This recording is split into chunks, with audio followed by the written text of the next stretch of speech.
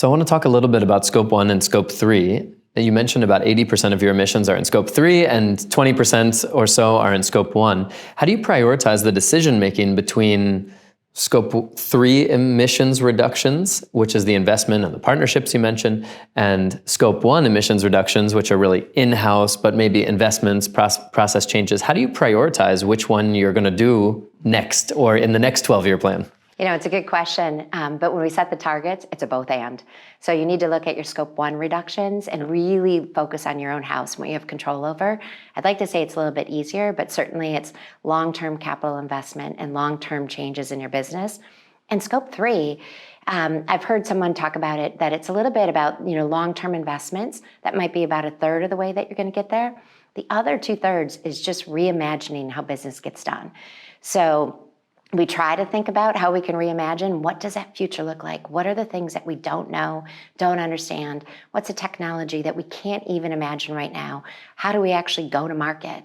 We've got a long way to go and a long journey, so do most companies, but that's what's really going to help us get there. One thing I think is really interesting coming from your position is that you see how these decisions are made.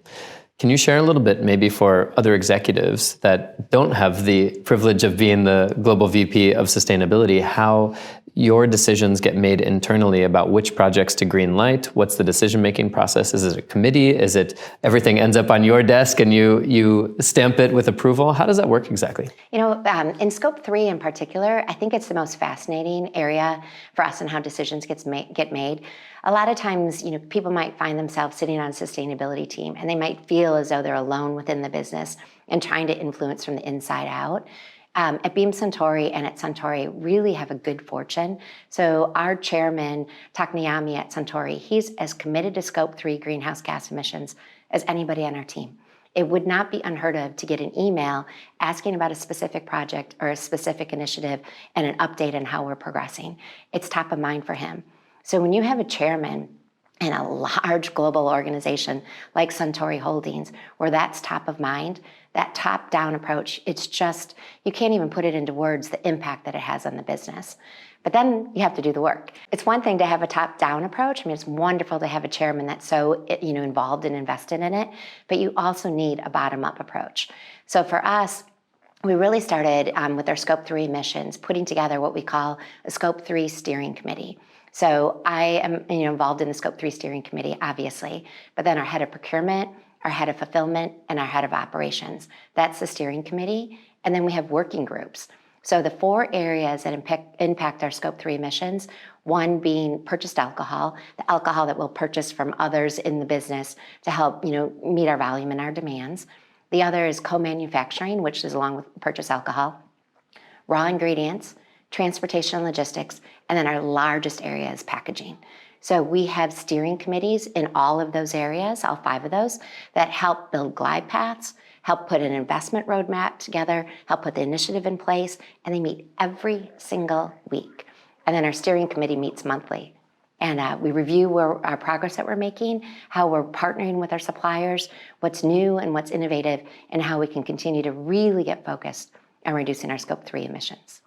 That's super interesting. So you're basically embedding the decision-making process in each of the key areas of the organization, and then supporting from the absolute top, and then implementing in a sort of distributed way. You're right. And the other part that I thought was really interesting, one of the things that we were asked to do by Suntory is put together our scope 3 budget list and look at it obviously for the long term. So 12 years out, what's it going to cost us as a business from a capital and an operating expense budget to actually reduce our scope 3 emissions?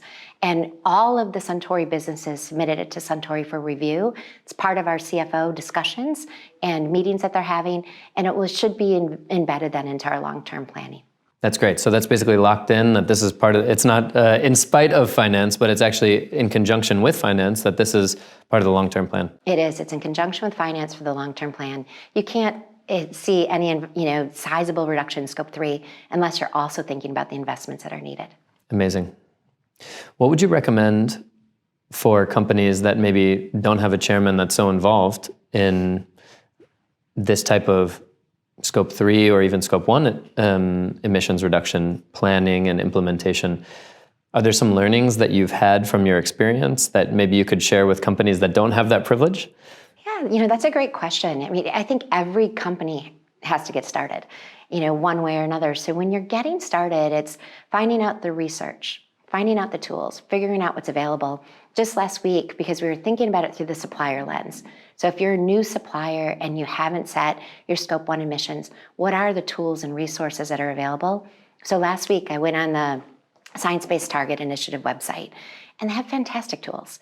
So there's webinars, there's modules, there's training toolkits that can actually teach you how to calculate your Scope 1 emissions and how to set reduction roadmaps. And then certainly exponentially increases into Scope 2 and into Scope 3. But it's not easy.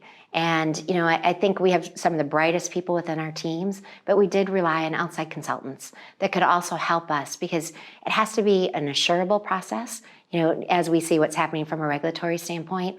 And you have to really build in those roadmaps to make sure that you're actually setting targets that can be reduced. So sometimes it takes a little bit expert help that can help you along the way.